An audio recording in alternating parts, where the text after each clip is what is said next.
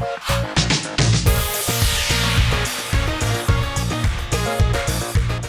बच्चों, कैसे हो आप सभी का फिर से हार्दिक स्वागत है हमारे कॉमर्स क्राफ्टर चैनल पर। मेरे प्यारे बच्चों, लास्ट क्लास में हमने डेप्रिसिएशन चैप्टर स्टार्ट किया था, जिसमें थोड़े थ्योरी पोर्शन देखे थे हमने और बेसिक पॉइंट कवर किए थे। आज की क्लास में हम इस चैप्टर को फर्दर आगे बढ़ा रहे हैं।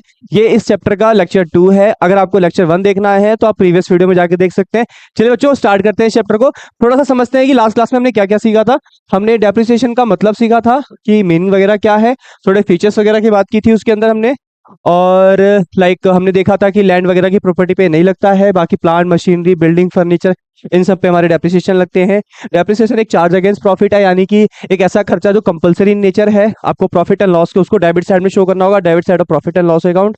नेक्स्ट क्या देखा हमने कि हाँ, एक छोटी सी और चीज है बच्चों, ज्यादातर बच्चे इसमें कंफ्यूज रहते हैं कि डेप्रिसिएशन अमोर्टाइजेशन और डिप्लीशन में क्या फर्क होता है। बहुत सिंपल सा है। डेप्रिसिएशन एक फिक्स्ड एसेट्स में लगता है जो टेंजिबल है, जिसे देख सकते हैं, जिसे टच कर सकते हैं, जैसे प्लांट मशीनरी एंड आपके बिल्डिंग वगैरह हो गए। अमोर्टाइजेशन का मतलब होता है जब आपके जो इंटेंजिबल एसेट्स है, जिसे आप देख नहीं सकते, टच नहीं कर सकते, लाइक गुडविल पेटेंट और कॉपीराइट, जब इनकी वैल्यू गिरती है तो उसे अमोर्टाइजेशन कहते हैं। और थर्ड पॉइंट होता है बच्चों हमारा डिप्लीशन। डिप्लीशन लगता है हमारे नेचुरल रिसोर्सेज पे, जैसे कोयला पेट्रोल और डीजल्स पे। तो आपको डिफरेंस क्लियर हो गया होगा कि डेप्रिसिएशन अमोर्टाइजेशन और डिप्लीशन। अगर आपकी एसेट्स की वैल्यू गिरी है तो डेप्रिसिएशन, अगर आपके इंटेंजिबल एसेट्स की वैल्यू गिरी है तो अमोर्टाइजेशन, और आपके नेचुरल रिसोर्स की वैल्यू गिरी है तो उसे डिप्लीशन कहते हैं मेरे प्यारे बच्चों। ठीक है, नेक्स्ट क्या है, ऑब्जेक्टिव और नीड फॉर प्रोवाइडिंग डेप्रिसिएशन।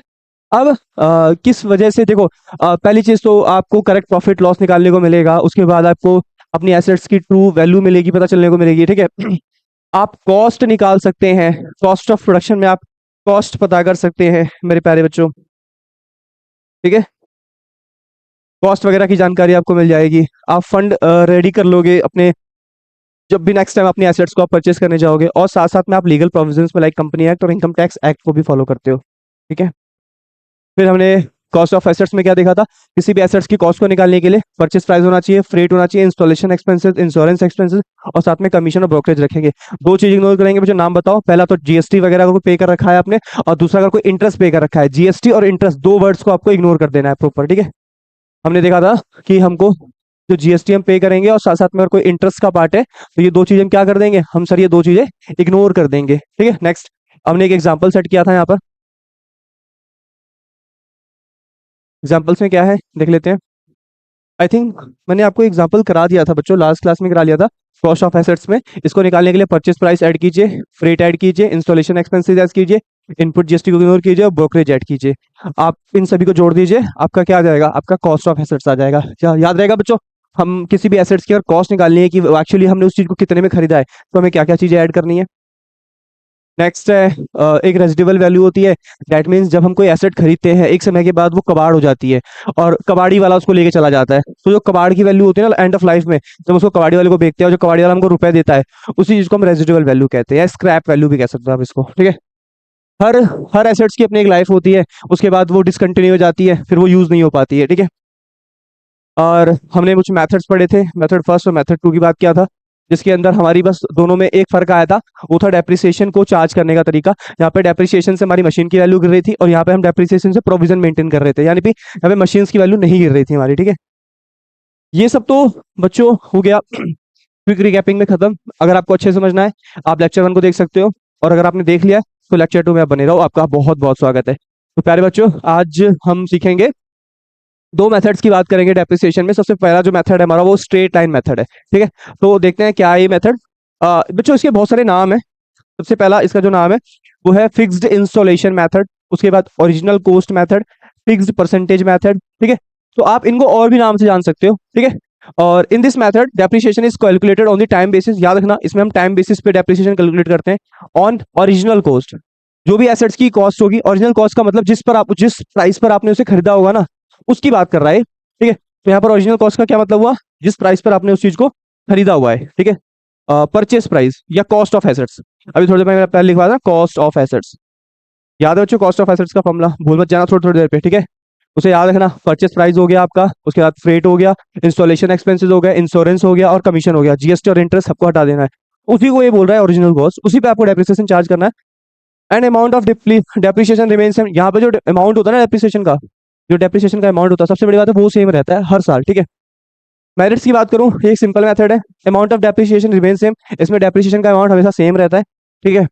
और डिमेरिट्स की बात की जाए तो ये अच्छा नहीं है। अगर आपकी हाई रिपेयरिंग कॉस्ट है, अगर आप बहुत ज़्यादा हाई रिपेयरिंग कॉस्ट बियर करते हो या बहुत ज़्यादा हाई रिपेयरिंग चार्जेस है, तो ये मेथड्स आपके लिए बिल्कुल भी अच्छा नहीं है।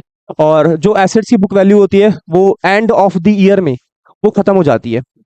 एसएलएम मेथड्स में जो भी एसेट्स होती है वो अपनी एंड ऑफ लाइफ पे ना उसकी स्क्रैप वैल्यू जीरो हो जाती है। वैसे हमें एक बात पता है, हर एसेट्स की ना अपनी एक कबाड़ वैल्यू होती है, जैसे कबाड़ी वाला खरीदता है। बट इसमें एक प्रॉब्लम है, इस मेथड में ना हमारी एसेट्स की वैल्यू बिल्कुल जीरो हो जाती है, मतलब कोई वैल्यू ही नहीं है उसकी एंड ऑफ लाइफ में। तो ये इसका एक डिमेरिट्स है, ठीक है।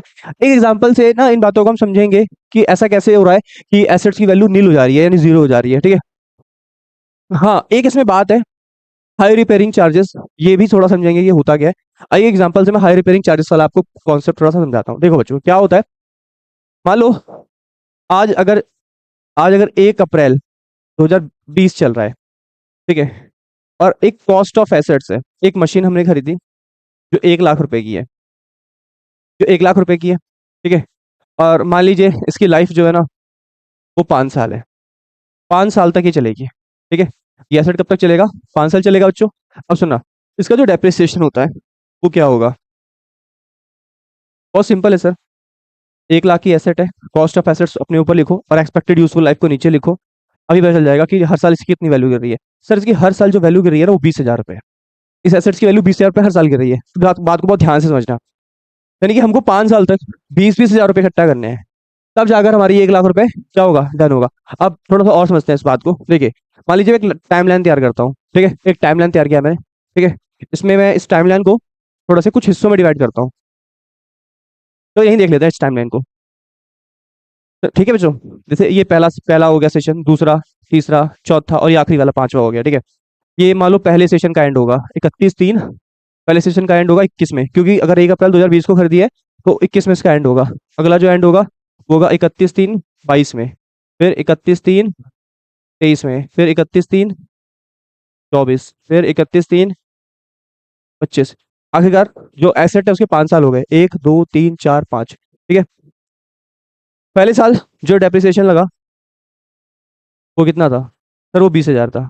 फिर अगले साल जो डेप्रिसिएशन लगेगा वो भी कितना रहेगा? 20। इसमें भी 20।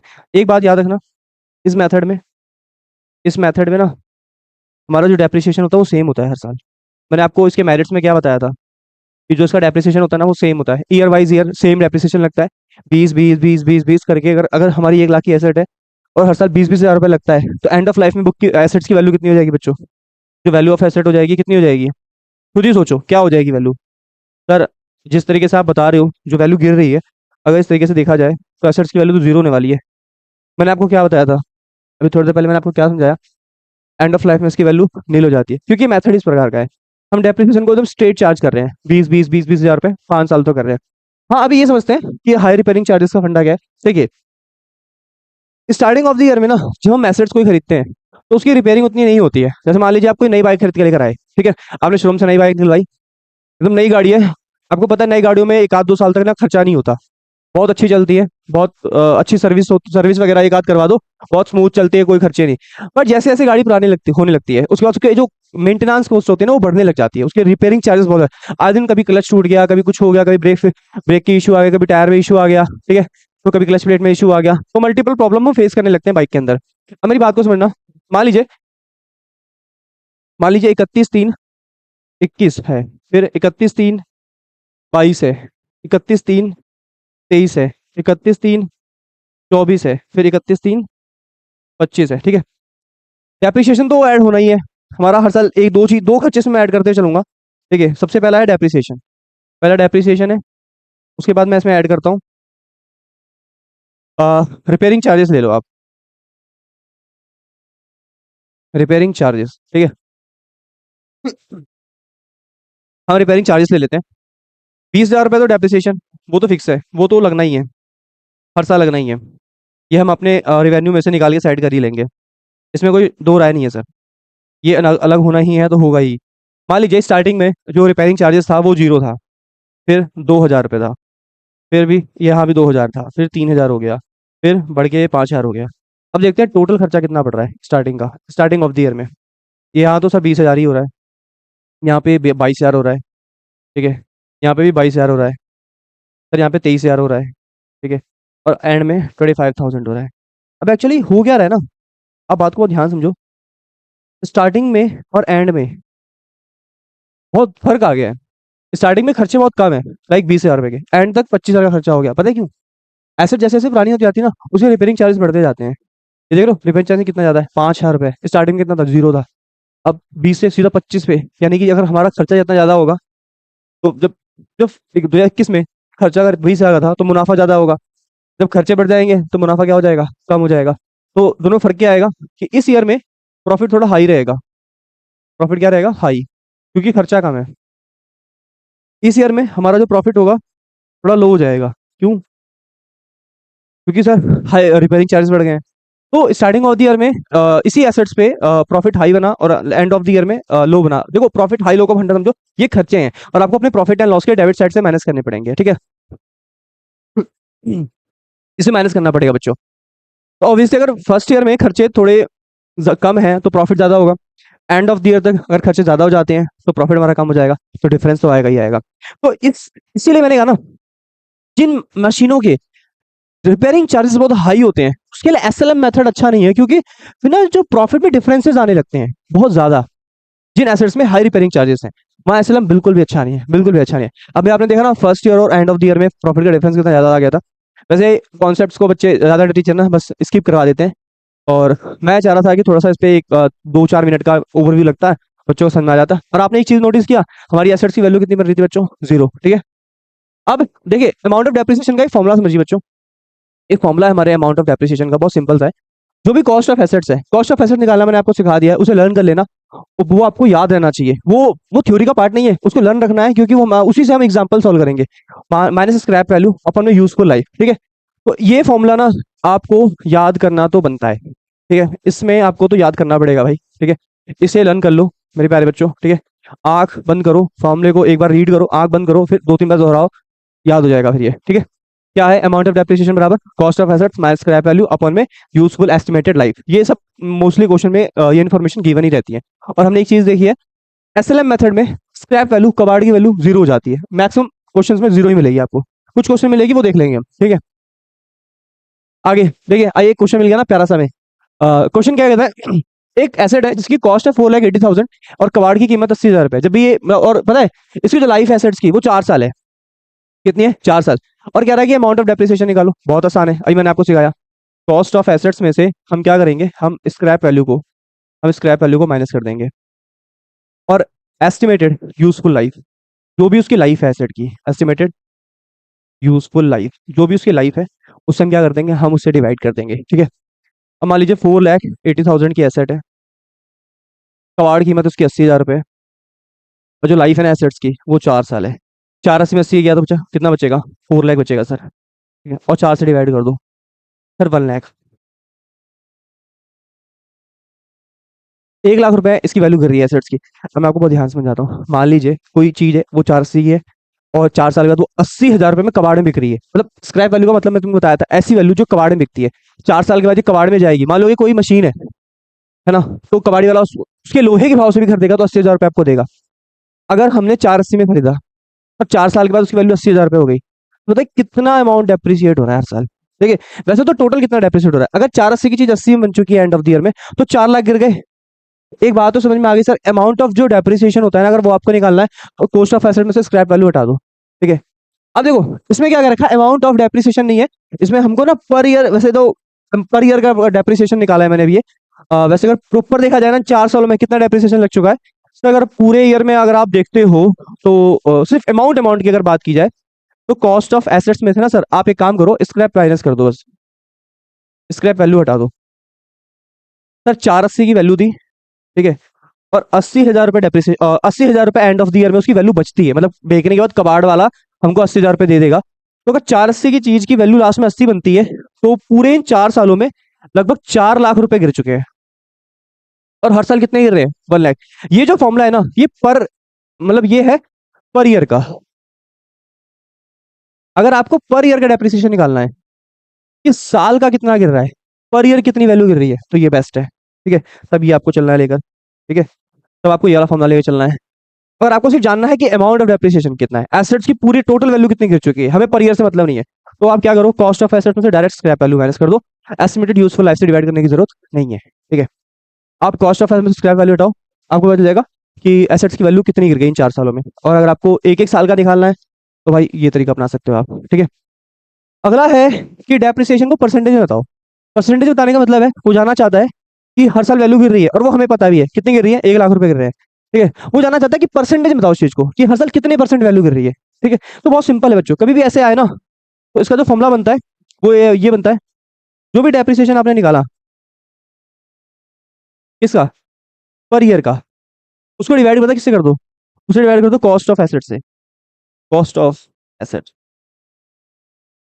डेप्रिसिएशन जो पर ईयर का था वो हमारा था 1 लाख, कितना था, 1 लाख रुपए, ठीक है। और हमारी जो एसेट की कॉस्ट है वो है 4,80,000, कितनी है, 4,80,000, ठीक है। अगर आपको डेप्रिसिएशन को किस में निकालना है, परसेंटेज में, ठीक है। 1 लाख को 4 से डिवाइड कर दो बच्चों, 1 लाख पहले तो मल्टी और साथ में हाँ 100 से मल्टीप्लाई करना मत भूलना, नहीं तो मामला खराब हो जाएगा भाई। 1 लाख 100 डिवाइड बाई 480, ये हो रहा है 20.833 आ रहा है बच्चों, 33 आ रहा है, 8.4 कर दे रहा हूँ उसको। साल का जो डेप्रिशिएट हो रहा है ना अमाउंट, वो 20.20.84% है। मतलब 20.84% इस वैल्यू, इस एसेट्स की वैल्यू हर साल गिर रही है। अब देखिए 480 का निकालते हैं, 480 का 20.83% निकालते हैं, कितना होता है, ठीक है।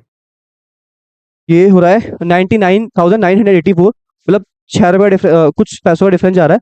अदरवाइज मतलब इसको राउंड ऑफ करके चलना पड़ेगा आपको, अराउंड तो 1 लाख रुपए लमसम हो जाएगा अगर आप राउंड ऑफ करके चलोगे। मैं पहले बता रहा हूँ राउंड ऑफ, अगर आपको एग्जैक्ट चाहिए ना तो यहाँ पर एक काम करो, 83333 लिख लो और करके देखो, आपको 99,999 आ जाएगा। एक नंबर का फिर भी गैप जाएगा क्योंकि थोड़ा सा फ्रैक्शन में जा रही है चीजें, डेसिमल वगैरह में जा रही है, फ्रैक्शन कह रहा हूँ, डेसिमल में जा रही है। तो एक नंबर को राउंड ऑफ करके चलना आप। तो अब जो मेन बातें हैं ना वो समझो। अगर आपको डेप्रिसिएशन पर ईयर के हिसाब से निकालना है तो आप ऐसे चलोगे, अगर आपको डेप्रिसिएशन का अमाउंट निकालना है कि पूरी लाइफ में कितनी वैल्यू गिरी है तो आप ये वाला प्रोसेस अपनाना, ठीक है। और आपको ये पता करना है कि पर ईयर आपका कितने परसेंट वैल्यू गिर रहा है, परसेंटेज में कन्वर्ट करना है। तो जो आपने एक साल का निकाला था ना, पर ईयर का आपने डेप्रिसिएशन निकाला था, उसको यूज करना है। और जो आपकी कॉस्ट ऑफ एसेट्स है उससे नीचे डिवाइड करना है और मल्टीप्लाई क्या करना है, 100 से मल्टीप्लाई करना है उसको। किससे मल्टीप्लाई करना है बच्चों, उसे हमें 100 से मल्टीप्लाई करना है, ठीक है। तो आप पता लगा लोगे तो पर ईयर का डेप्रिसिएशन आपका कितना है परसेंटेज में, अमाउंट में ये, परसेंटेज के लिए आपको ये तरीका अपनाना है। चलिए आगे बढ़ते हैं क्वेश्चन में, नेक्स्ट प्रैक्टिस करते हैं बच्चों। मैं क्वेश्चन दे रहा हूँ आपके लिए, छोटा सा क्वेश्चन है, आप ट्राई करके देखो, आई होप आपसे हो जाएगा, नहीं होगा हम कराएंगे इसको, ठीक है बच्चों।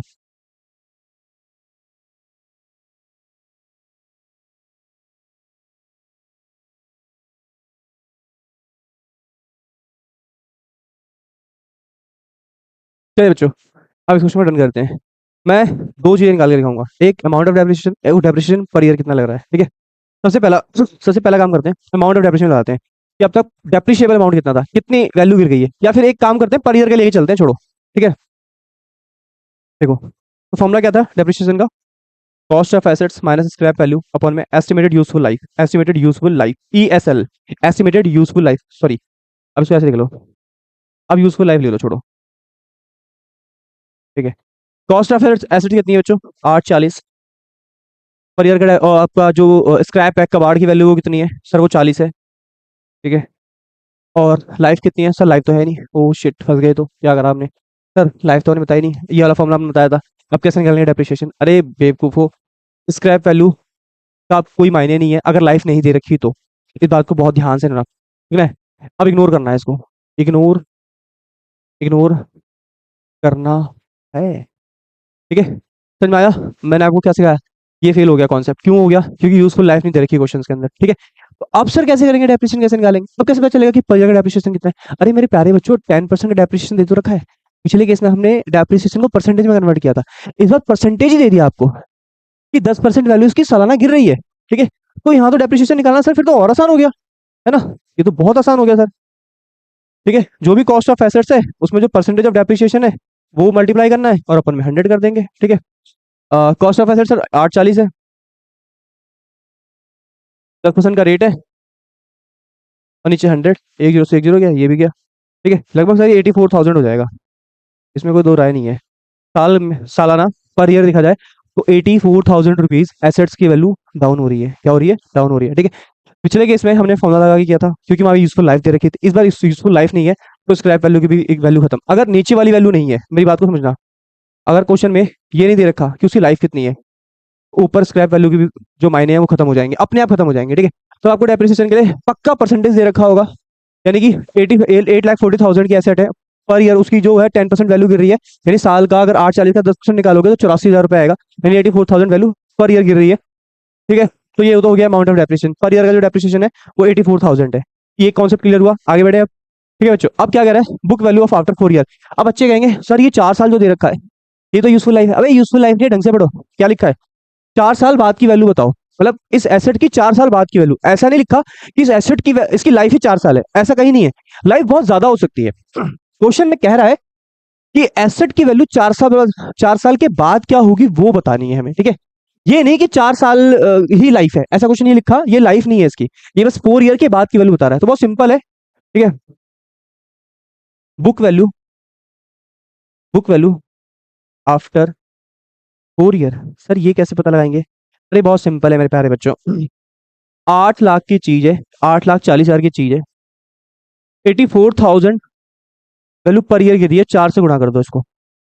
अगर कोई चीज साल में 84,000 रुपए गिर रही है पर ईयर का, पर ईयर उसकी 84,000 वैल्यू गिर रही है, तो 4 साल कितनी गिरेगी, सर एक काम करते हैं, पहले मल्टीप्लाई कर लेते हैं, ठीक है, 84,000 को 4 से कर लेते हैं।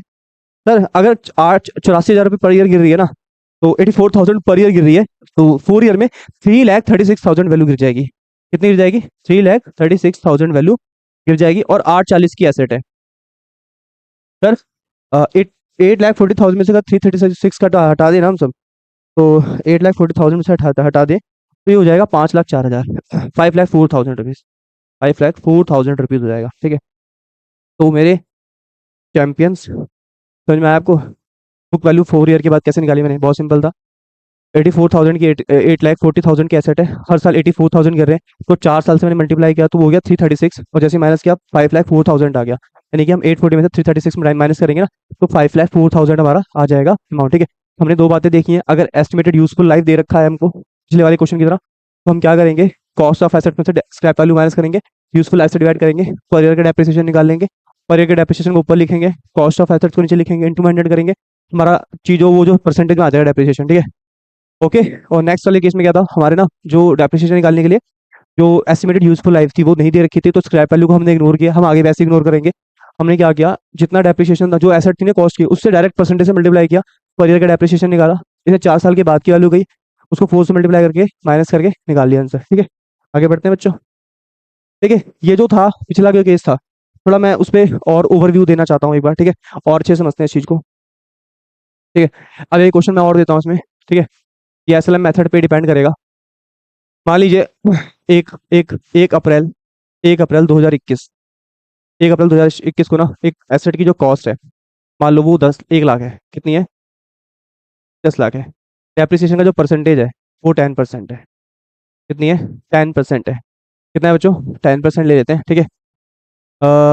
तो 10% ये जो वैल्यू है वो सालाना गिर रही है, या इसको एक काम करो 20% ले लो, छोड़ो 20%। अब सर एक चीज है, एसएलएम मेथड में ना डेप्रिसिएशन चलता है सेम, जैसे अभी पिछले केस में समझा था, इसको एक फॉर्मेट बना के समझते हैं, चीज अच्छे से क्लियर होंगी, ठीक है। देखिए, फर्स्ट ऑफ ऑल 1 अप्रैल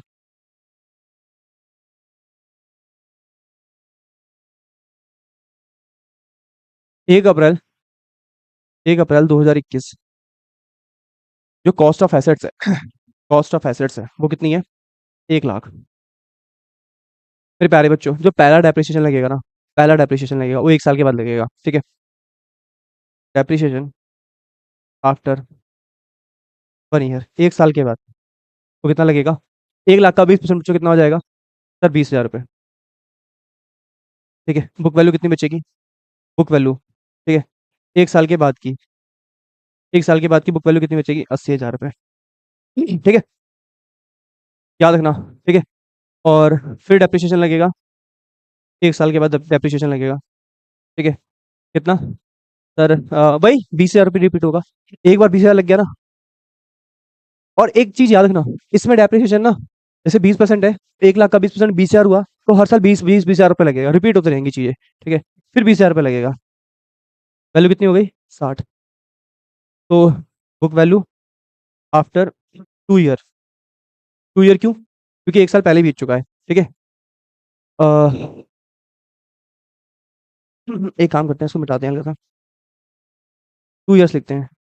2 साल के बाद भी डेप्रिसिएशन 20 ही लगेगा, चेंज नहीं होगा। और बुक वैल्यू पर 2 साल के बाद ना 60 हो चुकी होगी, ठीक है। फिर डेप्रिसिएशन लगाते हैं। फिर डेप्रिसिएशन अप आफ्टर कितने साल के बाद?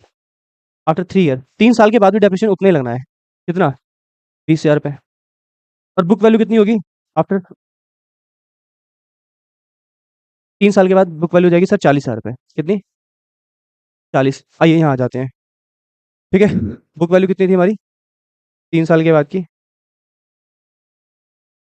40,000, ठीक है। फिर डेप्रिसिएशन लगाते हैं 4 साल के बाद, 20,000। बुक वैल्यू कितनी बचती है? ठीक है, 3 साल यहाँ हो चुका था, ठीक है। ये बच जाएगी 20,000 रुपये, ठीक है। फिर डेप्रिसिएशन लगाते हैं। Depreciation 4 year, like 5 year. 5 साल का डेप्रिसिएशन कितना होगा सर? 20,000 हो जाएगा। और 5 साल के बाद जो बुक वैल्यू होगी ना बच्चों, वो कितनी हो जाएगी? 0। यानी कहने का मतलब है, पहले 1 लाख की चीज़ थी, 20 का डेप्रिसिएशन लगा, फिर 80 बची, फिर 20 का डेप्रिसिएशन लगा, फिर 60 बची, फिर 20 का डेप्रिसिएशन लगा, फिर वैल्यू 40 हो गई, ठीक है। फिर 40, फिर 20 का लगा डेप्रिसिएशन, फिर 20, फिर 20 का डेप्रिसिएशन लगा और वैल्यू 0। एक बात याद रखना, इस मेथड में जो लास्ट में एंड ऑफ द जो स्क्रैप वैल्यू होती है, ठीक है, स्क्रैप वैल्यू लास्ट में वो बन जाती है 0। मतलब कुछ बचता ही नहीं है अमाउंट, लास्ट में 0 होता है, सब 0 हो जाता है इसके अंदर। एक चीज सर फिक्स है कि साल दर साल जो डेप्रिसिएशन लगना है वो सेम लगना है, लाइक 20,000 और 20,000 रुपये, वो चेंज नहीं होने वाला। यही एक चीज है, इसमें डेप्रिसिएशन चेंज नहीं होता, हर साल सेम डेप्रिसिएशन लगता है, ठीक है बच्चों। अब एक काम करते हैं, हम ना WDV और मूव करते हैं, थोड़ा उस कॉन्सेप्ट को समझेंगे। उसके बाद दोनों का SLM और WDV को मर्ज करके एक एग्जांपल बनाएंगे, और थोड़े से बुक्स वगैरह टी शेप अकाउंट बनाना सीखेंगे इसके अंदर, ठीक है। वो कैसे रेडी होते हैं, अभी मैं सिर्फ कॉन्सेप्ट से बात कर रहा हूँ। कॉन्सेप्ट स्ट्रॉन्ग हो जाए कि समझ में आ जाए चीजें कि हर साल डेप्रिसिएशन कितना कितना लगना है, उसके बाद तो फिर टी शेप अकाउंट बनाना कोई बहुत बड़ी बात नहीं, लेजर बहुत ईजी वे में बन जाएंगे, ठीक है। आइए WDV समझते हैं। WDV क्या है? ये रिड्यूसिंग बैलेंस मेथड है, और इसको कभी कभी डिमिनिशिंग बैलेंस मेथड भी कहते हैं, डिमिनिशिंग बैलेंस मेथड भी कहते हैं, ठीक है। इस मेथड में क्या होता है, याद रखना, दो नाम है इसके, रिड्यूसिंग बैलेंस मेथड और डिमिनिशिंग बैलेंस मेथड। किसके? WDV के। WDV की फुल फॉर्म क्या होती है? रिटर्न डाउन वैल्यू मेथड, ठीक है।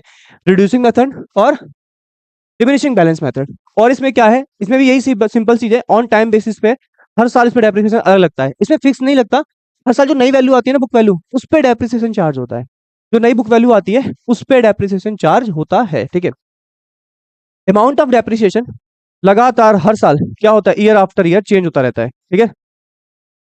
Amount of depreciation continuously falls, और गिरता है इसमें डेप्रिसिएशन। पहले के मुकाबले जो पिछले साल का जो डेप्रिसिएशन होगा, जो अगले साल का डेप्रिसिएशन होगा, उसमें जो अगले साल का डेप्रिसिएशन होगा वो डाउन हो जाएगा अपने आप ही, ठीक है। मेरिट्स में ये है कि अगर हाई रिपेयरिंग चार्जेस हैं, अगर आपकी मशीन के हाई रिपेयरिंग चार्जेस हैं, जो SLM वाले मेथड में क्या था, अगर हाई रिपेयरिंग चार्जेस थे, SLM सही नहीं था। बट इस केस में क्या है, अगर हाई रिपेयरिंग चार्जेस है तो WDV सबसे बेस्ट मेथड है। आगे है income tax act. Income tax को अगर आप देख के चलते हो तो सबसे बेस्ट मेथड WDV है।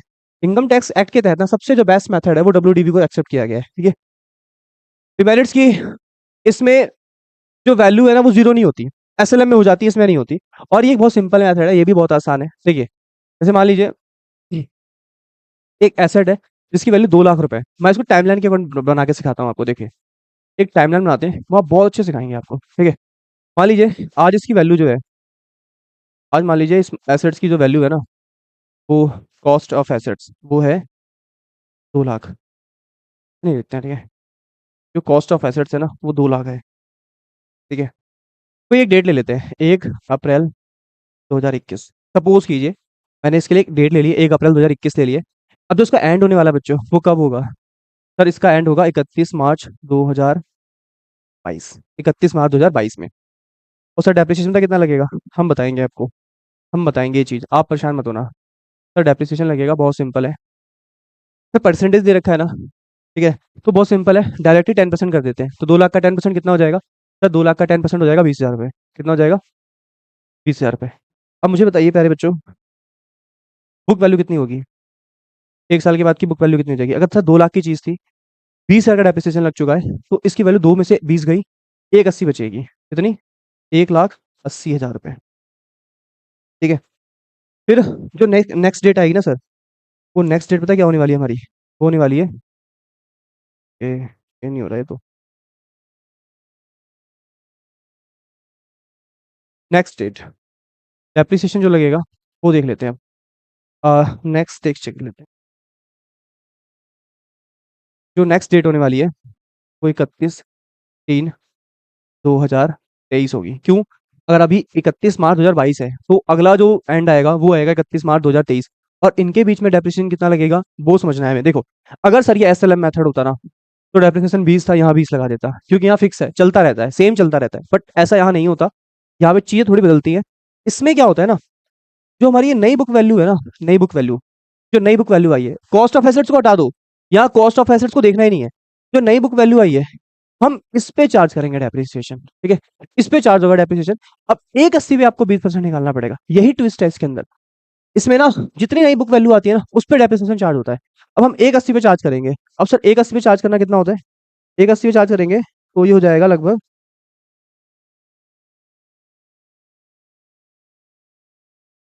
36,000। एक मिनट रुको, कुछ जल्दी कर रहे हैं। 180, 20%। हमने लास्ट से डेप्रिसिएशन गलत निकाला था, अच्छा। कुछ एक मिस्टेक हो गया है, बहुत तगड़ा वाला मिस्टेक हो गया है। ठीक है, जो मैं एक करेक्शन सुधारता हूँ। यहाँ 2 लाख पे जब सॉरी अच्छा 10% था ना, हाँ तो ठीक है, फिर तो कोई दिक्कत ही नहीं है यार। हम तो फालतू में परेशान हो गए, मैं 20% लेके चल रहा था। 10% का डेप्रिसिएशन था 2 लाख पे, ये 20 हजार हो गया। नई बुक वैल्यू 180 आ रही है। अब 180 का 10% निकालेंगे तो कितना बनेगा डेप्रिसिएशन बच्चों? सर अगर आप इसका निकालोगे तो ये बन जाएगा 180 का 18,000 रुपये। मैंने आपको एक बात बताया था बच्चों, कि इसमें डेप्रिसिएशन ना हमेशा हर साल ना गिरता है। कहाँ गई वो बात? कहाँ गई वो हमारी बात? देखो या, कि amount of depreciation continuously falls after year after. ठीक है, क्यों गिरता है आपको समझ में आ रहा होगा। क्योंकि सर देखो, जब हमारी 2 लाख की चीज थी तो डेप्रिसिएशन लगा तो वैल्यू गिरी, वैल्यू गिरेगी तो डेप्रिसिएशन भी गिरेगा ऑब्वियसली। अब 180 में से आप 18 हटा दो, तो ये 80 गया और 70 गया, ये हो जाएगा लगभग कितना हो जाएगा बच्चों? लगभग ये हो जाएगा 162, है ना? तो जो नई बुक वैल्यू बनेगी ना, वो बनेगी 1,62,000 रुपीज। ठीक है, 1,62,000 रुपीज बनेगी वैल्यू। ठीक है, चलिए आइए आगे बढ़ते हैं। 1,62,000 बनेगी। और सर अभी तो 2 साल हुए हैं सिर्फ, एक दो, अभी एक सेशन और बाकी है। अभी वो सेशन भी तो निपटाना है हमें, ठीक है ना? एक एक और सेशन बाकी है, एक और जंप लगेगा अभी सेशन का। ठीक है, उसको भी तो निपटाना है हमें। और वो होगा सर 31/3/2024 होगा। ठीक है, 31/3/2024 होगा। ठीक है, 31/3 इसका डेप्रिसिएशन कितना बनेगा बच्चों? सर 162 है, 10,000 लगाने जा रहे हो आप। कितना लगाना चाहते हो आप? 10,000 डेप्रिसिएशन लगाना चाहते हो आप, तो ये हो जाएगा 16,200। कितना? 16,200 कैसे सर? क्योंकि 1,62,000 का अगर 10% निकालोगे तो आप पिछले बस एक जीरो हटा दो, अपने आप 16,200 रुपये आ जाएगा। ठीक है, तो 1,62,000 में से अगर मैं 16,200 हटा दूं, तो ये बचेगा 1,45,800। सर इसमें चीज़ समझ में आ तो रही है। इसमें ना डेप्रिसिएशन सेम नहीं है।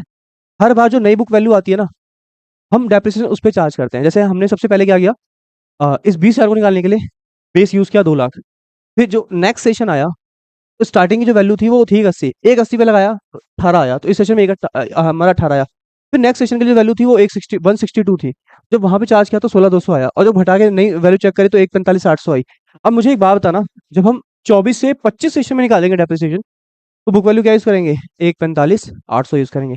तो ये था WDV का स्ट्रक्चर। ठीक है, ये इसी प्रकार चलता है बच्चों डेप्रिसिएशन। इसमें ऐसे डेप्रिसिएशन चार्ज होते हैं, मतलब ईयर एंड आफ्टर ईयर जो नई वैल्यू आती है ना, उस पे डेप्रिसिएशन लगता है।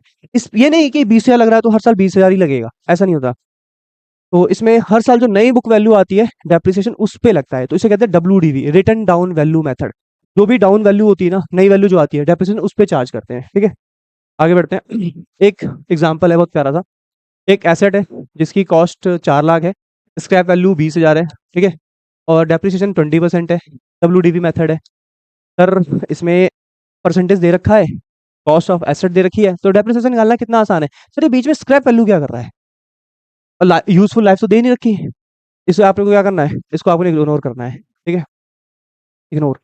एक्सपेक्टेड लाइफ दे रखी, कहीं नहीं दे रखी ना, तो एक्सपेक्टेड लाइफ नहीं दे रखी तो स्क्रैप का कोई काम नहीं है, इसे हटाओ, इसे निकाल के बाहर फेंको, ठीक है।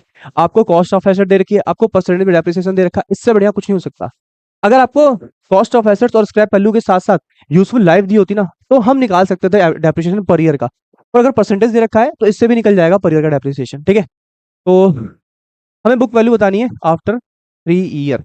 3 साल के बाद बुक वैल्यू क्या होगी, एसएलएम नहीं है जो मैं एसेट्स की वैल्यू लिखूं और डेप्रिसिएशन निकालूं और मल्टीप्लाई करूं और तुरंत आ जाएगा, ऐसे नहीं होगा, समझना बहुत ध्यान से। देखिए, जो कॉस्ट ऑफ एसेट्स है वो है 4 लाख, ठीक है। मैं डेप्रिसिएशन चार्ज कर रहा हूँ, वो भी पहले साल का, ठीक है। कितना, 4 लाख का 20% होता है 80 हज़ार रुपये। बात को बहुत ध्यान समझना। अब हमारी बुक वैल्यू कितनी आएगी सर, ये आ जाएगी 3,20,000 रुपये। 3,20,000 रुपये आएगी। पहले साल का डेप्रिसिएशन 80 और क्या, ठीक है, 80,000। तो वैल्यू बची 320। अब जो डेप्रिसिएशन चार्ज करेंगे ना बच्चों, अब वो 4 लाख पे नहीं होगा कि 4 लाख का 20% निकाल दिया, अब वो 320 का ही होगा, ठीक है। तो 320 का करें, 320 का सर करते हैं ना, 320 का हो जाएगा सर एक बार डेप्रिसिएशन जो होगा, ठीक है, ये दूसरे साल का। 320 का अगर 20% निकाले हम, तो सर ये 64 आ रहा है, 64 आ रहा है, ठीक है। बुक वैल्यू कितनी आ रही है बच्चों, 320 - 64, ये हो जाएगा सर 2,56,000 रुपीज़, 2,56,000 रुपये। कितना, 2,56,000 रुपये। एक काम करते सर, एक और चार्ज कर देते डेप्रिसिएशन तीसरे साल का। और किसी पे चार्ज करेंगे सर, यही वैल्यू होगी, 256 में लगा दो, 256 का 20%, ठीक है, ये हो जाएगा 51,200। माइनस करो, 2,56,000, 20%, ये काम नहीं कर रहा प्रॉपर। ये हो जाएगा सर 20,48,000, नहीं, 2,04,800, 2,04,000, 2,04,800, 2,04,800। पहले साल का डेप्रिसिएशन, फर्स्ट ईयर का, फर्स्ट ईयर का जो डेप्रिसिएशन लगा हमारा, वो लगा लगा लगभग 80।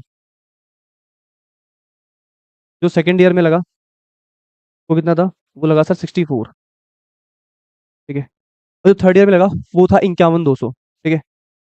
थर्ड ईयर का जो डेप्रिसिएशन था ना, वो था 51,200। जरा जोड़ना, टोटल अब तक लग चुका कितना है, एक बार ऐड करना इन्हें।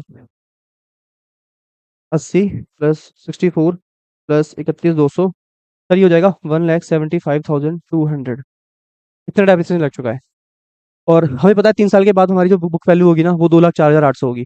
और हमने तीनों साल के डेप्रिसिएशन को सम कर लिया है। बस एक खास बात पता है क्या है सर, एक खास बात यहाँ पर ये है कि इसमें डेप्रिसिएशन कभी भी सेम नहीं होता। जो नई वैल्यू बचती है ना, जैसे लाइक पहले साल की जो बुक वैल्यू थी वो 320 थी, इस पर डेप्रिसिएशन चार्ज हुआ, ठीक है। तब ये 64,000 आया, फिर 256 का 20% किया, 51,200 आया, सॉरी, पहले 4 का 20% 80,000, फिर 320 का 20% 64,000, ठीक है। तो मैं एक छोटा सा स्ट्रक्चर तैयार कर देता हूँ, देखो ये कैसे आया। ये आया इसी का 20% करके, ठीक है। फिर इसका हमने 20% किया तो ये आया, इसका 20% किया तो ये आया, ठीक है ना। हर साल वैल्यू जो है डाउन होती जा रही है, ठीक है। अब यहाँ आ जाओ, हमने तीनों साल के डेप्रिसिएशन जोड़ लिया है, ठीक है। अगर मेरे को पता करना है कि बुक वैल्यू क्या है, बुक वैल्यू क्या है, तो बहुत सिंपल है। 4 लाख की मशीन थी और अब तक का डेप्रिसिएशन जो है 175,200 है। आप माइनस करके देख लो, ठीक है, आप माइनस करके देख लो। आप एक बार इसको हटा के देखो कितना बचता है, ये 175,200, ये लगभग बच रहा है हमारा 4 लाख, 175, ये बच रहा है 224,800। कोई गलती हो गई है बच्चों, एक मिनट देखते हैं। 20%, ठीक है, 51,200 मैंने 2,56,000 रुपये, 2,04,800, ठीक है, सब कुछ ठीक है। 80, 64, 64 और ये 51,200, सॉरी, ये जो अमाउंट हमने सम करके लिखा है ना, ये गलत लिख दिया था। ये आ रहा है 195,200, ठीक है। तो यहाँ से चेंज करते हैं इसको, ये हो जाएगा 195, ये 195,200 हो जाएगा। 4 लाख में से अगर हमने 195,200 हटाया तो यह आ जाएगा 2,04,800। नहीं सर, बात तो वही पड़ रही है ना, घूम फिर के बात वहीं पे आ जा रही है। 3 साल का डेप्रिसिएशन आपने सम किया, 195,200 आया। आपने 4 लाख में से 195,200 को माइनस किया तो 2,04,800 रुपये आ गया। तो बात वही आ रही है, एक एक करके हटाओ या सबको एक साथ जोड़ के भी हटाओगे ना तो बात वही पड़ेगी। बस मैंने आपको एक क्रॉस वेरीफाई करने के लिए समझाया कि मैंने 3 साल के डेप्रिसिएशन को जोड़ा, हमारी 4 लाख की मशीन थी, 2 लाख 1,95 1,95,200 वैल्यू गिर गई, 2,04,800 हमारी वैल्यू क्या है अब बची है, ठीक है। तो ये WDV मेथड था। इसमें हर साल जो नई वैल्यू आती है ना उस पे जैसे लाइक पहले तो स्टार्टिंग में लगेगा डेप्रिसिएशन, फिर जो नई वैल्यू आएगी फिर उस पे चार्ज होगा डेप्रिसिएशन। तो आपको ना कॉन्सेप्ट समझना है कि हमें डेप्रिसिएशन किसका चार्ज करना है, क्या यहाँ पे सेम होता है नहीं होता है, ये बात अपने दिमाग में सेट करके रखनी है, ठीक है। अब आइए फॉर्मेट की बात करते हैं कि हमारा फॉर्मेट किस प्रकार यहाँ पर वर्क करता है, ठीक है बच्चों। ठीक है, 1 अप्रैल को 2024 को एक मशीन खरीदी है 1 लाख रुपए की, ठीक है। 10% का डेप्रिसिएशन लगाना है, WDV मेथड चलेगा, ठीक है। आपको मशीन अकाउंट बनाना है और साथ में डेप्रिसिएशन अकाउंट बनाना है। मैं दोनों को ना कोशिश करता हूँ यहाँ बनाने की कि एक में ही हो जाए। ईयर का तो वो देख नहीं रखा, और हाँ 2 सेशन दे रखा है, एक 2024-25 है और एक 2025-26 है, ठीक है। 2 सेशन की कहानी है और 2 सेशन की कहानी को इसमें तैयार करना है। आइए दोनों सेशन की कहानी को तैयार करते हैं। सबसे पहले ना हम मशीन अकाउंट बनाएंगे, मशीन अकाउंट, ठीक है। फटाफट जल्दी जल्दी करते हैं बच्चों, 1 मिनट को।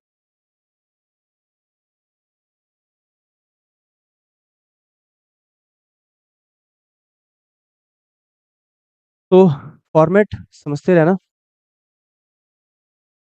ठीक है, ये क्लियर करके रखना। तो सबसे पहले जो चलेगा वो चलेगा डेट, डेट, फिर है पर्टिकुलर, ठीक है, फिर अमाउंट, फिर डेट, फिर पर्टिकुलर, फिर अमाउंट, ठीक है। मशीन अकाउंट में ये डेबिट और ये क्रेडिट हो जाएगा, ठीक है। Date, particular, amount, date, particular, amount, ये सिर्फ इतने हमारे कॉलम बनते चलेंगे, ठीक है। अगला हमें बनाना है वो है डेप्रिसिएशन अकाउंट। अकाउंट बहुत सिंपल है, बिल्कुल भी टफ नहीं है। 2 अकाउंट तैयार करने हैं हमें, ठीक है। सबसे पहले डेट, फिर अ, ये भी हमारा रेडी हो गया almost. Date, particular, rupees, date, particular और, ठीक है। डन बच्चों। अब हम ना क्या करते हैं, फटाफट वैल्यू पुट करना स्टार्ट करते हैं। सारी चीज़ ऑलमोस्ट हो गई, डन है। अब देखते हैं वैल्यू क्या है।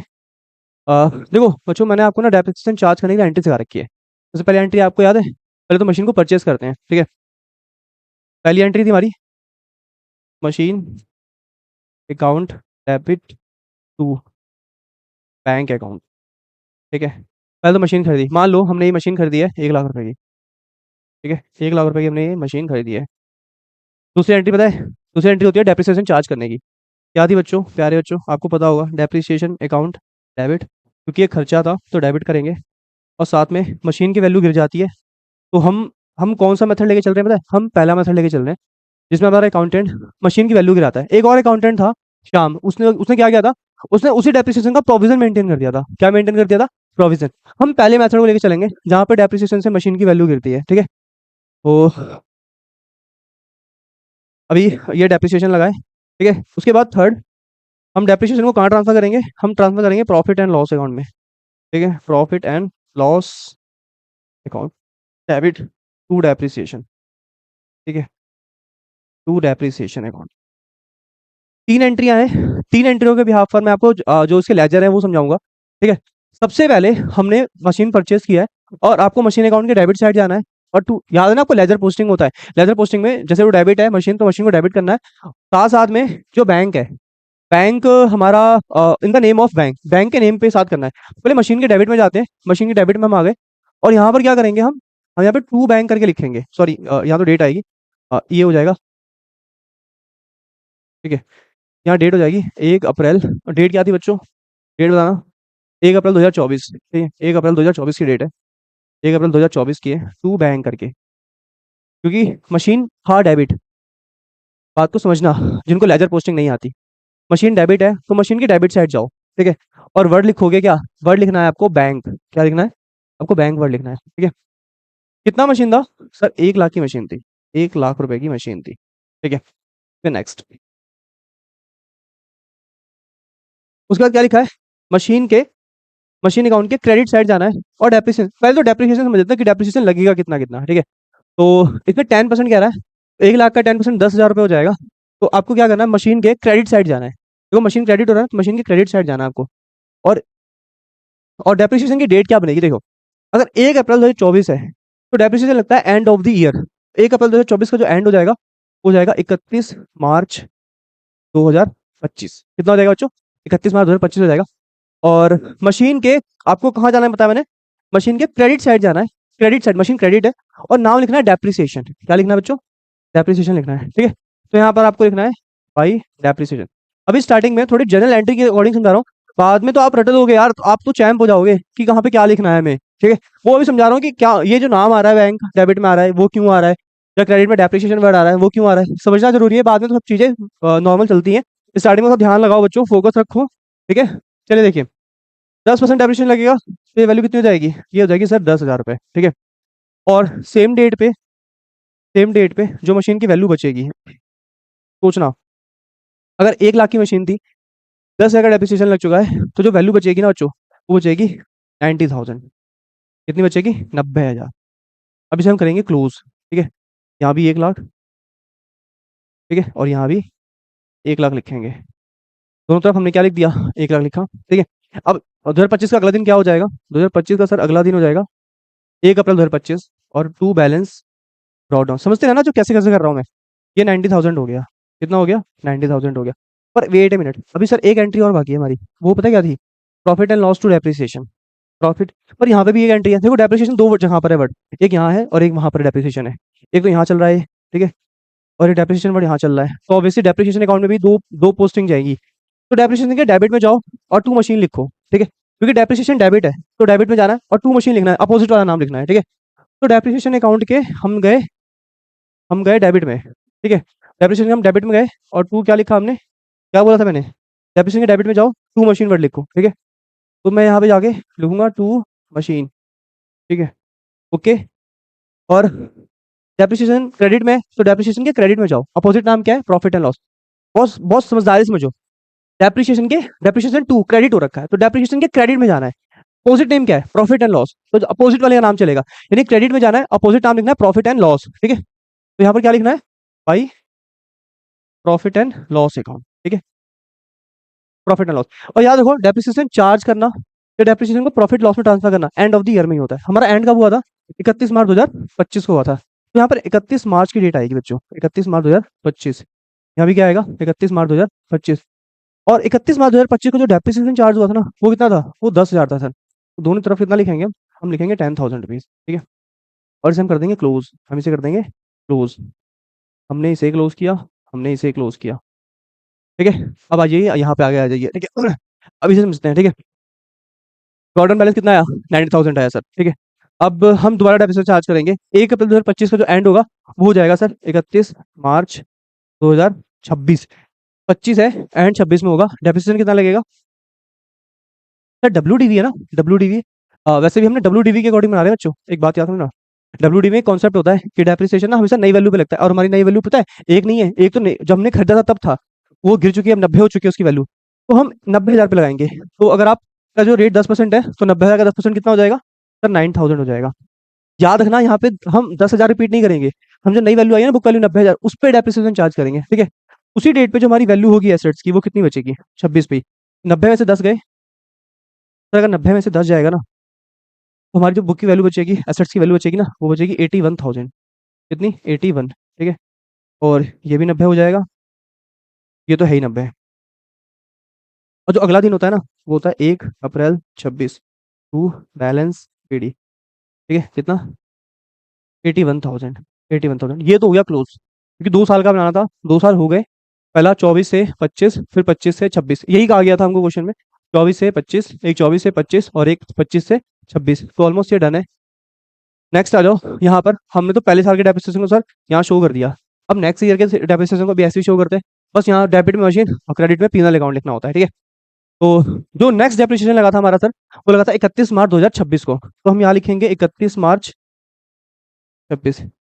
यहाँ पे लिखना है टू मशीन, और उस सेम डेट पे ही 31 मार्च 2026 पे यहाँ लिखना है हमें by profit and loss account. फिर यहाँ पर कितना है बच्चों समझना है, यहाँ पर क्या है। अ, यहाँ का डेप्रिसिएशन था 9,000, तो यहाँ पे दोनों तरफ 9,000 लिखना है आपको, 9,000 9,000, ठीक है, 9,000 9,000, ठीक है, डन।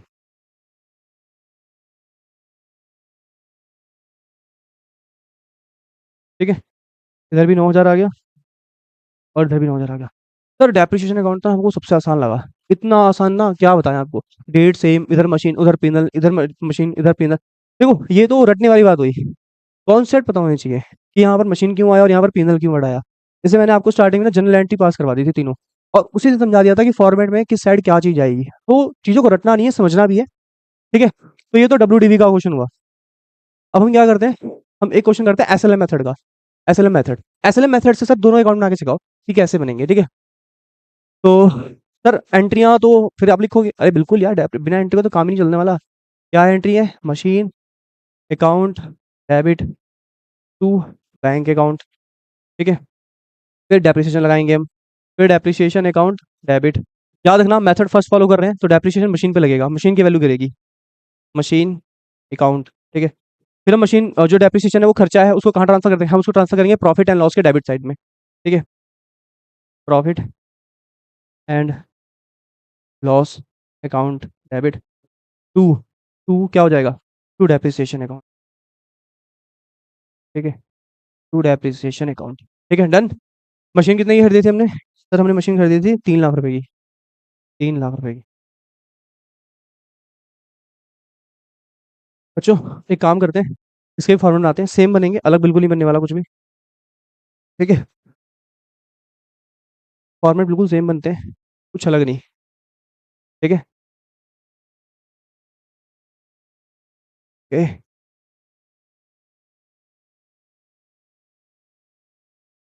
क्या क्या होगा, डेट, ये पर्टिकुलर, ये रुपीस, फिर ये डेट, फिर ये पर्टिकुलर, फिर रुपीस, ठीक है। ये बना हमारा मशीन अकाउंट। क्या बना बच्चों, मशीन अकाउंट। इसमें है ना कितने साल का लगाना है बच्चों, अच्छा इसमें 3 साल है, इसमें 3 साल है, थोड़ा बड़ा बनाना पड़ेगा, तो हमें थोड़ा तो बड़ा करना पड़ेगा, कोई बात नहीं हो जाएगा, थोड़ा सा बड़ा करना है बस। 3 साल की कहानी है ना, तो स्पेस काफ़ी होना चाहिए। फिर आइए नेक्स्ट अकाउंट तैयार करते हैं। ये लो डेट, ये हो जाएगा पर्टिकुलर अमाउंट का, हो जाएगा ये डेट का कॉलम हो जाएगा, और यहाँ पे ये मैंने अमाउंट का कॉलम बना दिया। थोड़ा पैसा बन रहा है क्योंकि स्पीड मेंटेन रखनी है, तो इग्नोर करना बच्चों।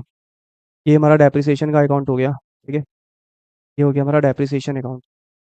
ओके, ठीक है। सबसे पहले क्या आती है, सबसे पहले आती है डेट, फिर क्या आएगा, फिर आएगा पर्टिकुलर, ठीक है, फिर रुपीज़, फिर फिर आएगा डेट, फिर आएगा पर्टिकुलर, फिर आएगा रुपीज़। ओके, सबसे पहले क्या करेंगे, आपको याद है ना कैसे कैसे होना है, मेरे को समझाना पड़ेगा वापस से। देखिए मशीन अकाउंट को फोकस कीजिए, मशीन अकाउंट कहाँ पर है, एक मशीन यहाँ अकाउंट यहाँ है, और अगले मशीन अकाउंट हमारा यहाँ है, ठीक है। एक मशीन डेबिट में और एक मशीन क्रेडिट में, थोड़ा मैं डिफरेंट कलर यूज़ करता हूँ, आपको समझ में आसानी होगी, ठीक है, ठीक है, वही है।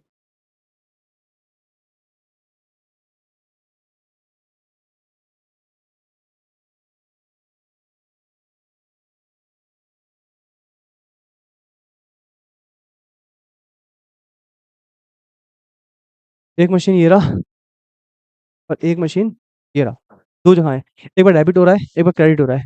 डेबिट करते वक्त अपोजिट नाम बैंक है और क्रेडिट करते वक्त अपोजिट नाम डेप्रिसिएशन है। पहले मशीन के डेबिट साइड जाएंगे, टू बैंक वर्ड यूज़ करेंगे, क्या यूज़ करेंगे हम, टू बैंक वर्ड, ठीक है। तो यहाँ लिखेंगे टू बैंक, क्या लिखेंगे, टू बैंक, ठीक है। और फिर उसके बाद हम क्या करेंगे, एक मशीन हमारा क्रेडिट में भी है, यहाँ पर है, यहाँ मशीन क्रेडिट में है, तो क्रेडिट में जाएंगे और डेप्रिसिएशन वर्ड लिखेंगे, क्या लिखेंगे, डेप्रिसिएशन वर्ड, ठीक है। क्या लिखेंगे, डेप्रिसिएशन, डेप्रिसिएशन अकाउंट, ठीक है, टू बैंक अकाउंट, ठीक है। डेट चेक करें, सर डेट जो है वो है 1 अक्टूबर 2024, कितना है, 1 अक्टूबर 2024 है। पिछले वाले क्वेश्चन में डेट क्या थी बच्चों, हमने डेट नहीं देखी थी, सर 1 अप्रैल 2024 था ना, तो सब ठीक है फिर तो। इसमें डेट है 1 अक्टूबर 2024, ठीक है, 1 अक्टूबर 2024, 24। ठीक है, और कितने की मशीन खरीदी हमने? सर हमने मशीन खरीदी है अराउंड 3 लाख रुपए की। 3 लाख की मशीन है। तो आ जाओ बच्चों, हमने 3 लाख की मशीन खरीदी है। ठीक है, कितने की मशीन है? 3 लाख की मशीन है। और ये डेप्रिसिएशन चेक करते हैं कितना है। सर डेप्रिसिएशन जो है वो हमारा 10% है। डेप्रिसिएशन 10% है, तो लगाते चलो। 3 लाख का 10% कितना हो जाएगा बच्चों? सर ये तो 30 हजार हो जाएगा। और सर अगर आज 1 अक्टूबर 2024 है, एंड होगा 31 मार्च, 31 मार्च 2025 को। पर एक चीज है सब बच्चों, इसमें ध्यान देनी है आपको। देखिए, मशीन खरीदी है हमने अक्टूबर में, और अक्टूबर से मार्च में बनते हैं सिर्फ 6 महीने। तो डेप्रिसिएशन हम 30 हजार तो बिल्कुल नहीं चार्ज करेंगे सर। बात को बहुत ध्यान से समझना। देखिए, मैं कहीं वर्किंग नोट लिख देता हूँ। जैसे 3 लाख की एसेट है, कार्य से 10% करना चाहिए, बट 6/12 करके। 6/12 क्यों करके? क्योंकि सिर्फ 6 महीने पहले ही एसेट खरीदी गई है। तो 3 लाख का 10% 30 हजार, और 6 करेंगे, 6 महीने के हिसाब से निकालेंगे तो बन जाएगा 15 हजार रुपये। कितना? ठीक है, अब देखते हैं इसकी वैल्यू कितनी बनेगी 25 में ही। सर इसकी जो वैल्यू बनेगी ना, वो बन जाएगी कितना? 3 में से 15 गया, बच्चों कितना बचेगा? सर अगर 3 में से अगर आप इसको हटा देते हो, ठीक है, तो ये बचेगा लगभग 2,85,000। 2,85,000। ठीक है, ये 3 हो गया। ये भी 3 लाख हो जाएगा। अजी नेक्स्ट, 31 मार्च का जो अगला दिन हो जाएगा 1 अप्रैल 2025। टू बैलेंस बीडी कितना हो जाएगा? 285। 280। ठीक है, 285 हो जाएगा। और फिर जब डेप्रिसिएशन लगाएंगे तो 25 का एंड हो जाएगा बच्चों, किसमें? 25 का एंड हो जाएगा हमारा 26 में। और कितना डेप्रिसिएशन लगेगा आप बताओ? क्या 285 पे लगाऊं, या ओरिजिनल कॉस्ट? बच्चे कह रहे हैं बच्चे सर वो जो 15 हजार लगाया था ना वही रिपीट करो। अरे भाई 1 मिनट रुको। पहली बात तो ये डब्ल्यू है नहीं जो यहाँ पर हम लगाएंगे डेप्रिसिएशन, इस वैल्यू का तो लगेगा नहीं। जो एक बार लग गया वो रिपीट होगा। बट क्या पहले साल में 15 था डेप्रिसिएशन? सर वो आधे साल का था कायदे से। 3 लाख का, 3 लाख का 10% 30 हजार होता है। 30 हजार होना था, क्योंकि 6 महीने पहले ली थी एसेट, तो 15 ही लगाया। बट हमारा जो डेप्रिसिएशन सालाना आप चलेगा एसएलएम मेथड के अकॉर्डिंग, एसएलएम के अकॉर्डिंग वो पता है क्या चलेगा आप? 3 लाख की मशीन है, 10% का डेप्रिसिएशन है, तो कायदे से 30 हजार रुपये सालाना डेप्रिसिएशन लगना चाहिए, और यही हर साल लगना है। ये बदलने वाला नहीं है, तो 30 हजार ही लगेगा। साल भी 30 हजार रुपये। वो पिछले 15 से लगाया था जो कि 6 महीने पहले ली थी एसेट, तो 6 मंथ का गैप आएगा। ठीक है, अब 31 मार्च 26 को जो वैल्यू बचेगी वो कितनी बच जाएगी? लगभग 285 है सर। 285 है, अभी बच जाएगी 2,55,000। ठीक है सर, ये हो जाएगा 285। सर ये भी हो जाएगा 285। 285। सर अगला जो दिन होगा ना वो 1 अप्रैल 2026 हो जाएगा। और ओपनिंग बैलेंस आप लिख सकते हो। ठीक है, डॉट डाउन वो पता कितना है? वो है 255। 255। ठीक है सर, जो 26 का एंड होगा ना वो 27 में चला जाएगा। 31 मार्च ये 27 में पहुंच जाएगा।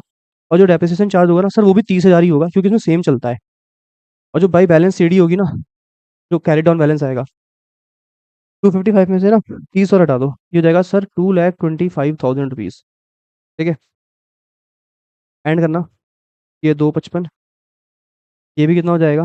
255। सर एक बात समझ में आ गई इसमें डेप्रिसिएशन रिपीट हो रहा है हर साल। यहाँ यहाँ 30 लगा, अगले साल भी 30 लगा। देखो बहुत सिंपल है।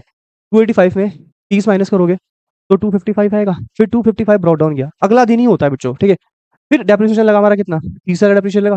फिर 255 में से 30 हजार माइनस करो, कितना बचेगा? 225 बचेगा। सर आपने 15 हजार क्यों लगाया पहले साल में? बाकी साल तो 30 30 लगा रहे हो, एसएलएम में फिक्स है। देखो बेटा, पहले साल 30 लगा सकता था मेरे प्यारे बच्चों, बट अक्टूबर से 31 मार्च में जो गैप जाता है वो सिर्फ 6 महीने का जाता है। तो कायदे से यहाँ पे सिर्फ 6 महीने का ही डेप्रिसिएशन हम क्या कर सकते हैं? हम चार्ज कर सकते हैं। ठीक है प्यारे बच्चों, बाकी तो 30 30 सेम चलना है। बाकी फॉर्मेट समझ में आया? जितने की खरीदी टू बैंक करके यहाँ लिखो, यहाँ डेप्रिसिएशन चार्ज होगा, फिर इसमें से इसे माइनस करोगे, ये वैल्यू आ जाएगी आपकी। ठीक है, 3 में से 15 के 285, 285 का ओपनिंग बैलेंस आया, फिर स्टेशन का एंड होगा, फिर डेप्रिसिएशन लगेगा। ठीक है, फिर हम इस पर डेप्रिसिएशन लगाएंगे 30 हजार का, माइनस करेंगे 255 आएगी वैल्यू। फिर 255 ट्रांसफर किया, फिर डेप्रिसिएशन लगाया, फिर नई वैल्यू कितने आई? 225 आई। सर डेप्रिसिएशन में क्या क्या नाम आएगा? बहुत सिंपल है। देखो डेप्रिसिएशन कहाँ पर है, एक तो डेबिट में है, तो डेबिट में मशीन लिखो। एक क्रेडिट में, क्रेडिट में पीनल लिखो। नहीं डेबिट में मशीन, क्रेडिट में पीनल। ठीक है, डेबिट में मशीन और क्रेडिट में पीएनएल, ठीक है। डेबिट में मशीन और क्रेडिट में क्या वर्ड चलेगा सर, पीएनएल अकाउंट, ठीक है। पहला डेप्रिसिएशन लगा था हमारा 31 मार्च 25 को, तो डेट दोनों में सेम आती है। चार्ज करने की डेप्रिसिएशन और पीएनएल में ट्रांसफर करने की अमाउंट कितना था सर, 15,000 रुपये। सर ये इजी है, ये खाता ना बहुत आसान है हमारे लिए, ठीक है। 31 March 26, to machine account by PNL account, 31 March 26 कितना, अराउंड सर 30,000 रुपये, ठीक है। तो ये 30,000 हो गया, इधर भी कितना हो जाएगा, 30,000 हो जाएगा, ये डन। फिर next 31 March 27, to machine account, ठीक है। कितना sir, end of the session में भी 30,000 लगा था डेप्रिसिएशन, तो यहाँ भी 30,000 आ जाएगा।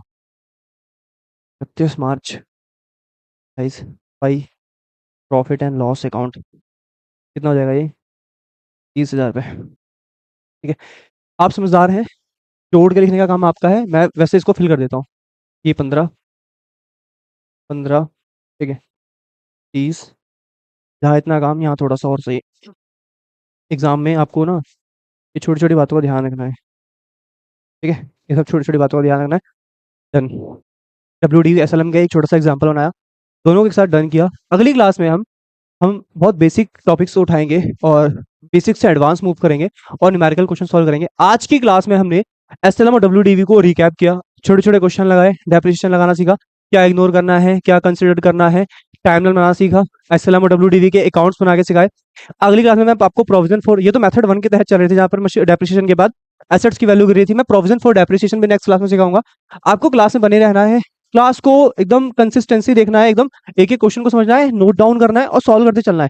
कॉपी पेन उठाओ के बैठा करो बच्चों क्लास में, जैसे ही आप चैनल पे लिंक पे क्लिक करते हो क्लास स्टार्ट होती है, कॉपी उठाओ, पेन उठाओ और लेके बैठ जाओ। जैसे जैसे करवाते जा रहा हूँ सॉल्व करते रहो, जहां लगे कि स्पीड बढ़ रही है वहां रोक दो और नॉर्मल स्पीड में क्वेश्चन को रख के सॉल्व करो। देखिए वीडियो देखने से कोई मतलब नहीं बनेगा, सिर्फ आप जब तक आप अपने साथ हमारे साथ बन के एक एक चीज समझ समझ के लिखते नहीं चलोगे तब तक नहीं सीख पाओगे प्यारे बच्चों।